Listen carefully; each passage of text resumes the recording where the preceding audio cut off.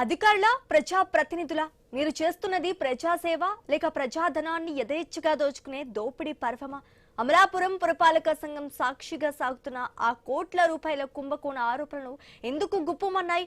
అమలాపురంలో అడిగే నాదుడు లేడనా లేక అడిగితే తొక్కేస్తామనే అహంకారమా? డ్రైనేజీ పూడికతీతి నుంచి అభివృద్ధి పనుల వరకు ఫేర్వెల్ గిఫ్ట్లుగా కోట్లాది రూపాయల దొంగ బిల్లులు మంజూరు చేశారనే ఆరోపణలపై ఎందుకు వచ్చాయి? పోనీ ఈ ఆరోపణలపై తప్పుదిద్దుకోవాల్సిన విభాగాలు ప్రజాస్వామ్య మూల స్తంభమైన మీడియాపై బెదిరింపులకు దిగుతాయా? వార్త రాసిన విలేకరిని పోలీస్ స్టేషన్ కు పిలిపించి కేసులు పెడతామని భయభ్రాంతులకు గురి చేస్తారా? మీ అవినీతి బండారం బయటపడుతోందనే భయమా లేక అమలాపురం ప్రజలను నిలువునా ముంచేస్తున్నారన్న ఆరోపణల వెనుక నగ్న సత్యం ఎక్కడ ఎండగడతారనో వనుక ఈ అక్రమాలపై ఏసీబీ విజిలెన్స్ రంగంలోకి దిగితే వాస్తవాలు వెలుగులోకి రావా? నిజంగా వాస్తవిక రూపేణ విచారణ జరిపితే అక్రమాస్తులు బినామీల గుట్టు బయటపడతాయా? ఎమ్మెల్సీ కుడుపూడి సూర్యనారాయణరావు నేరుగా కోర్టు మెట్లు ఎక్కేందుకు సిద్ధమవుతున్నారు. అసలు అమలాపురం మున్సిపాలిటీలో ఏం జరుగుతోంది?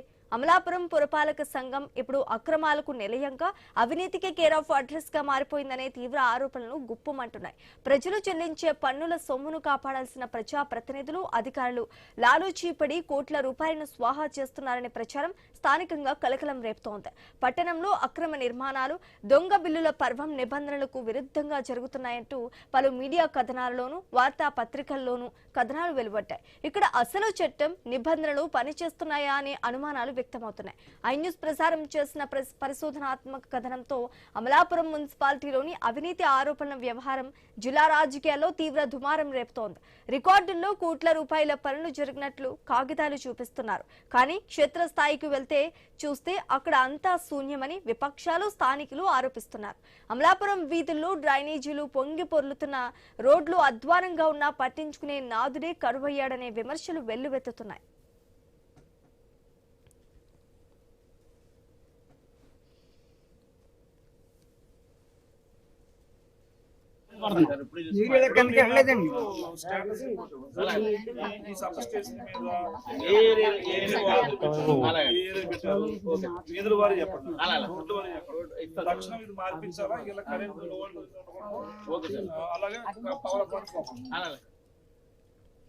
గతంలో వర్షాకాలం వచ్చిందంటే డ్రైనేజీ పూడికతీత పనులకు సుమారు 32 లక్షల రూపాయలు ఖర్చయ్యేవని, కానీ ఈసారి అదే పూడికతీత పనుల పేరుతో ఏకంగా 70 లక్షల రూపాయల వరకు వ్యయం చూపించారనేదే ప్రధాన ఆరోపణ.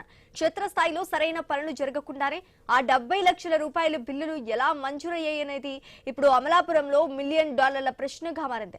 అంతటితో ఆగకుండా పదవీ విరమణ లేదా బదిలీపై వెళ్లే కమిషనర్లు పట్టణానికి ఫేర్వెల్ కానుకగా కోట్ల రూపాయల బిల్లులను క్లియర్ చేసి వెళ్లారనే సంచలన ఆరోపణలు కూడా వ్యక్తమవుతున్నాయి.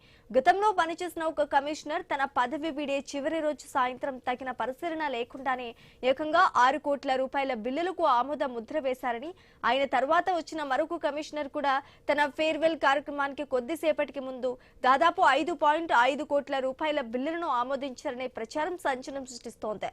ఈ వ్యవహారాలన్నింటిపై ఏసీబీ విజిలెన్స్ విభాగాలు నిష్పక్షంగా విచారణ జరిపితే అసలు దొంగ బిల్లులు గుట్టు, మున్సిపల్ నిధుల దుర్వినియోగం వెనుక ఉన్న అసలు సూత్రధారుల భాగోతం బయటపడుతోందని ప్రజలు భావిస్తున్నారు.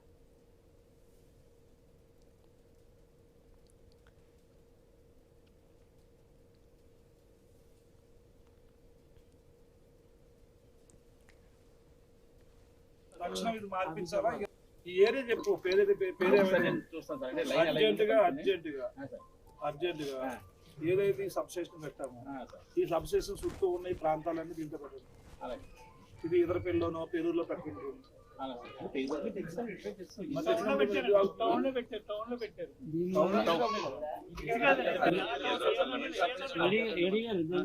ఏదంటే లో వోల్టేజ్ వచ్చి ఇబ్బంది పడుతుంది.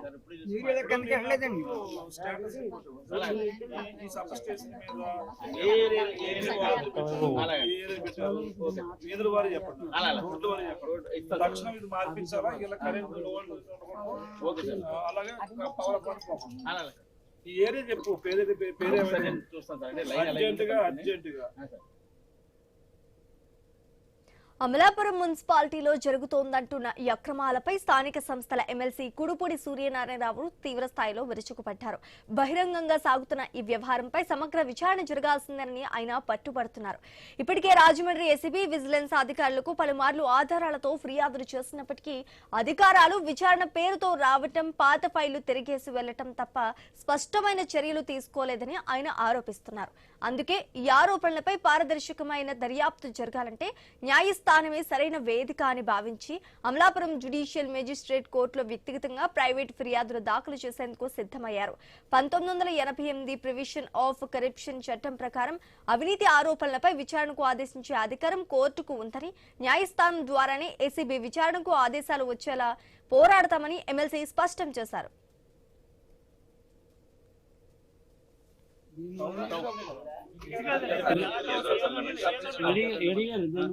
ఏంటంటే లో వోల్టేజ్ వచ్చి ఇబ్బంది పడుతున్నారు.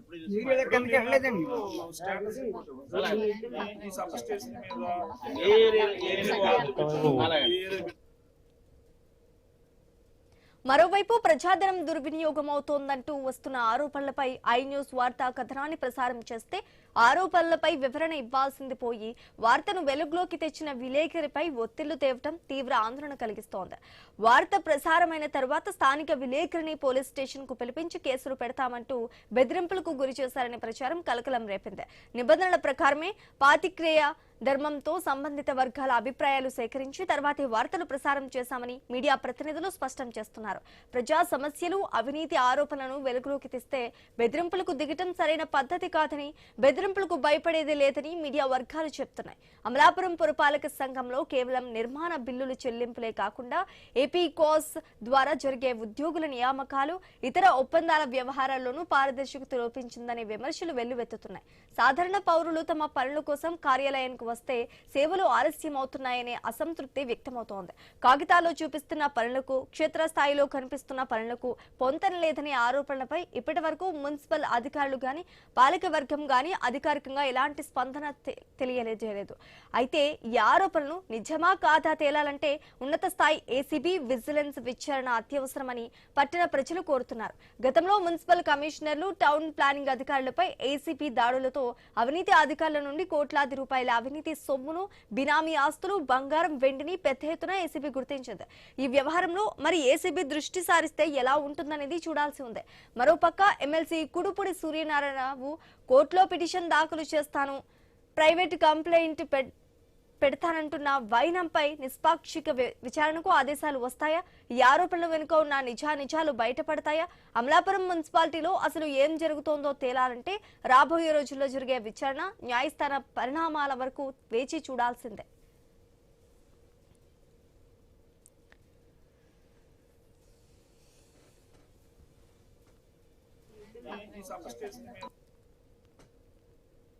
మరి గత 3 సంవత్సరాల నుంచి కూడా వైసీపీ పార్టీ లోకల్ బాడీస్ ఎమ్మెల్సీగా నేను ఎన్ని పోరాటాలు చేసినా ఎప్పుడు ప్రజలకు తెలియలేదు. కానీ ఈవేళ ఐ న్యూస్ వారి చొరవ వల్ల, వారి ముందు చూపు వల్ల, వారికి సమాజం పట్ల ఉన్నటువంటి బాధ్యత వల్ల ఈవేళ అమలాపురం మున్సిపాలిటీ గురించి మరి మొట్టమొదటిసారి మరి ఇన్వెస్టిగేటివ్ స్టోరీ రాయటం చాలా హర్షణీయం. మరి అమలాపురం మున్సిపాలిటీలో అయ్యప్ప అనే కమిషనరు వెళ్ళిపోతూ ఆ సాయంత్రం 6 కోట్ల రూపాయలకి బిల్స్ అన్నీ కూడా ఏ విధమైన ఎంక్వైరీ లేకుండా, ఏ విధమైన విచారణ జరపకుండా తన కమిషన్ తాను తీసుకుని వెళ్ళిపోయాడు. అలాగే తర్వాత వచ్చిన కమిషనర్ కూడా, అతను కూడా సుమారు 5.5 కోట్ల రూపాయలు తంబు వేసేసి మరి రాత్రి అదే రోజు అతను ఫేర్వెల్ పార్టీ ఇచ్చిన రోజునే ఒక అరగంట ముందు తంబేసి వెళ్ళిపోయే బిల్స్